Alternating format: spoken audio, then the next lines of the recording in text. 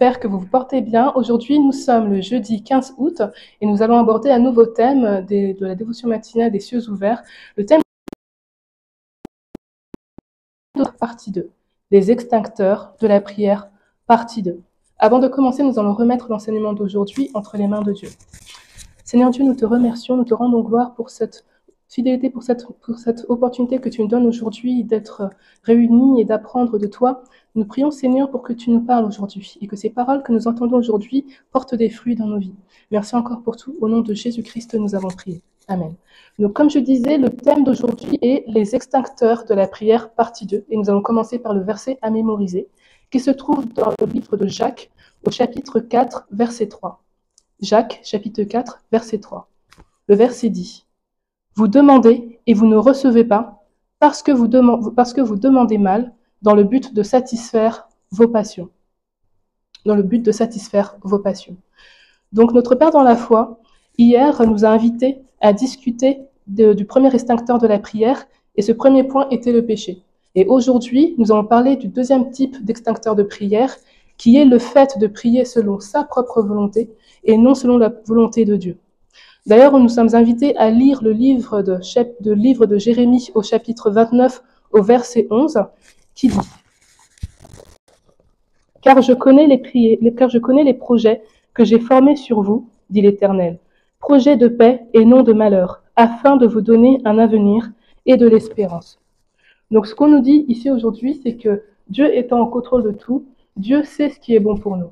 Et le fait de prier selon nos propres volontés, parfois, fait que le fait de prier selon les volontés de Dieu nous échappe. Alors que le fait de prier selon les volontés de Dieu et non pas les nôtres est la meilleure des manières d'avoir une réponse à nos prières.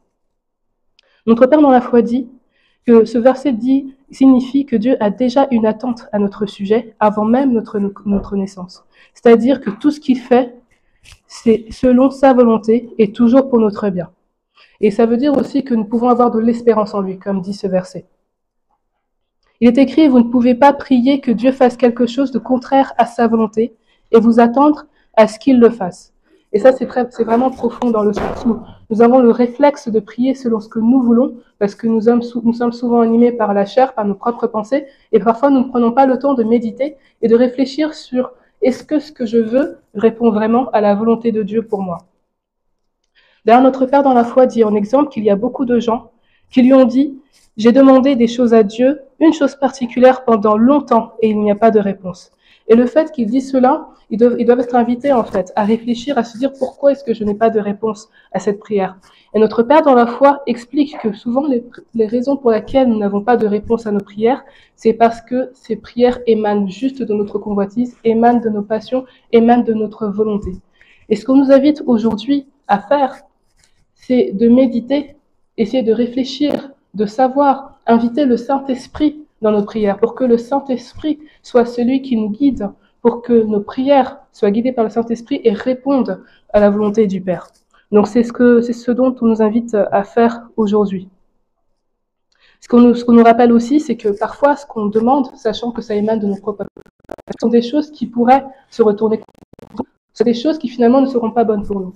Et sachant que Dieu ne veut que des bonnes choses pour nous, c'est la raison pour laquelle il fera en sorte que seules les choses qu'il accepte, seules les choses qu'il veut pour nous, sont les choses qui s'exaucera et pas le contraire. Finalement, c'est aussi une manière de nous protéger. Ensuite, notre Père dans la foi prend l'exemple du fait de parler en langue. Il nous explique que le fait de parler en langue, c'est une manière d'être sûr quelque part que notre prière soit guidée de manière à répondre à ce que Dieu veut pour nous. Pourquoi ? Parce que l'exemple qu'il nous donne dans la vie de tous les jours, c'est que par exemple, disons, on veut postuler dans une entreprise. Et un directeur de l'entreprise se propose de nous aider à écrire la lettre de motivation pour cette entreprise. Et bien cela nous assure en fait que ce que nous allons écrire dans la lettre de motivation, ce que nous allons écrire dans le CV, va répondre à la volonté ou aux attentes de l'entreprise. Donc c'est un peu l'exemple qu'on nous donne pour comprendre pourquoi le Saint-Esprit doit être invité, pourquoi est-ce qu'on a besoin du Saint-Esprit pour nous inspirer, pour nous guider sur la manière de prier, sur les points de prière, pour être sûr que c'est en ligne avec la volonté de Dieu. Donc voilà, c'est ce qu'on nous explique aujourd'hui. Et ce qu'on nous invite à dire, ce qu'on nous invite à faire aussi, c'est de comprendre que si on ne veut pas que nos prières s'éteignent, nous devons inviter le Saint-Esprit. Nous devons laisser le Saint-Esprit prier à travers nous, en entretenant une relation intime avec Jésus-Christ. Et c'est au nom de Jésus-Christ d'ailleurs que nous prions. Donc ce qu'on nous dit, c'est que les meilleurs points de prière sont ceux générés pour nous par le Saint-Esprit. Voilà, donc c'est ce qu'on nous explique dans la conclusion, c'est le fait que le Saint-Esprit est le seul qui peut nous permettre à prier, à faire des points de prière, à élever des points de prière, à répondre à ce que Dieu veut.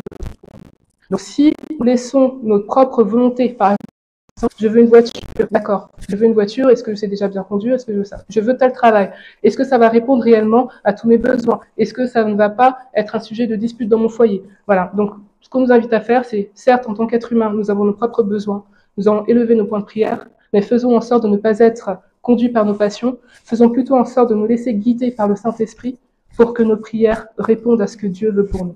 Et là, nous aurons une réponse du Seigneur. Donc j'espère que cet enseignement vous a parlé aujourd'hui. Si jamais vous n'avez pas compris certains points, si vous voulez approfondir, n'hésitez pas à vous rapprocher de votre église locale pour en discuter. Nous allons prier pour remercier le Seigneur. Seigneur Dieu Tout-Puissant, nous te rendons gloire, nous te remercions pour ce privilège que tu nous donnes aujourd'hui d'avoir partagé ta parole. Nous te remercions car en cela nous avons réalisé le fait que lorsque nous voulons nous adresser à toi, lorsque nous voulons te demander quelque chose, nous devons d'abord nous poser, méditer, réfléchir et ne pas être guidés seulement par nos passions. Nous avons compris aussi, Seigneur, que nous devons inviter le Saint-Esprit pour que le Saint-Esprit nous guide et nous permette, Seigneur Dieu, de te prier correctement et de faire en sorte que les points de prière que nous élevons sont ceux que tu souhaites pour nous et non pas ceux que nous souhaitons. Nous te remercions, Seigneur, pour cela et nous prions pour que tu nous donnes la sagesse d'appliquer cela dans nos vies, dans notre vie quotidienne, dans notre vie de prière. Merci, Seigneur, pour tout. Au nom de Jésus-Christ, nous avons prié. Sur ce, je vous souhaite une bonne soirée ou une bonne journée.